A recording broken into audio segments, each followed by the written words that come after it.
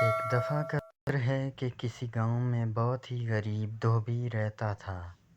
کپڑوں کی دھلائی کے ساتھ ساتھ اسے آسمان کو قریب سے دیکھنے کا بہت شوق تھا۔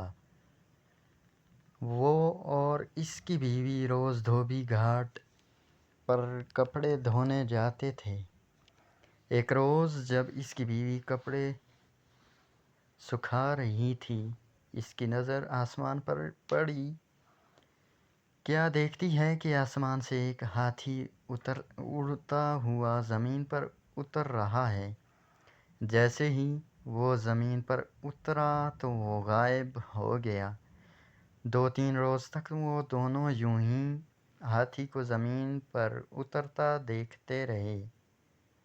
انہوں نے فیصلہ کیا کہ کل وہ اس ہاتھی پر نظر رکھیں گے کہ ہاتھی زمین پر کیوں اترتا ہے اور پھر غائب ہو جاتا ہے، آخر ایسا کیوں ہے؟ اگلے دن دونوں شدت سے اس ہاتھی کا انتظار کرنے لگے، آسمان پر بار بار نظر دوڑانے لگے۔ ان کو آسمان سے ہاتھی زمین پر اترتا نظر آ ہی گیا۔ دونوں اس کے پیچھے چل پڑے۔ ہاتھی گنے کے کھیتوں میں گھس گیا اور خوب پیٹ بھر کر گنے کھانے لگا۔ ہاتھی کا پیٹ بھرا اور اڑنے کی تیاری کرنے لگا۔ جیسے ہی اس نے اڑان بھری، دونوں میاں بیوی نے بھی ہاتھی کی دم پکڑ لی اور ہاتھی کے ساتھ اڑنے لگے۔ ہاتھی آسمان کی بلندیوں کو پہنچا تو دھوبی کیا دیکھتا ہے کہ ایک پہاڑ ہیرے سونے کے جواہرات سے چمک رہا ہے۔ یوں لگ رہا تھا جیسے کوئی اپنا خزانہ یہاں چھوڑ کر بھول گیا ہے۔ دونوں میاں بیوی کی آنکھیں کھلی کی کھلی رہ گئیں۔ آخر ہاتھی پہاڑ پر اتر گیا۔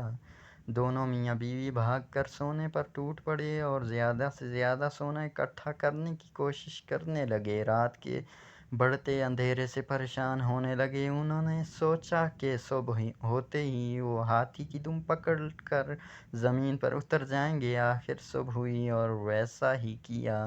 زمین پر اترے اور اپنے گھر کی طرف رواں دواں ہو گئے۔ ایک غریب دھوبی جو روز بروز امیر ہوتا جا رہا تھا، اس کو دیکھ کر سارے گاؤں والے حیران و پریشان ہو گئے کہ اچانک ایسا کیا ہوا کہ دھوبی اتنا امیر ہو گیا ہے۔ گاؤں کے لوگ دھوبی کے پاس آئے اور اس کے یوں اچانک امیر ہونے کا راز پوچھنے لگے۔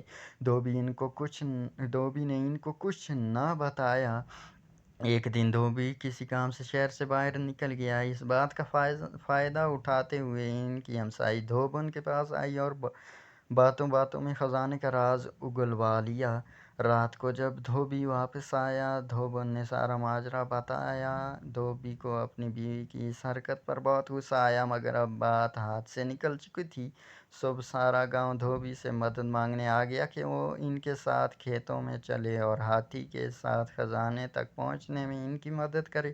یہ سب سننے کے بعد دھوبی کے دل میں لالچ پیدا ہوا کہ وہ ان کے ساتھ جا کے اور خزانہ اکٹھا کر کے لائے گا۔ یہ سوچ کر وہ ان کے ساتھ جانے کے لیے راضی ہو گیا۔ اگلی صبح سارے گاؤں والے کھیتوں کی طرف نکل گئے اور آنکھیں آسمان پر جمائے بیٹھے تھے۔ ہاتھی زمین پر اترا اور گنے کھانے لگا۔ سب گاؤں والے اس طاق میں تھے کہ جیسے ہاتھی گنے کھا کے فارغ ہوگا تو سب اس کی دم پکڑ کر اس خزانے تک پہنچ جائیں گے۔ جیسے ہی ہاتھی اڑنے لگا، سب نے اس کی دم پکڑ لی۔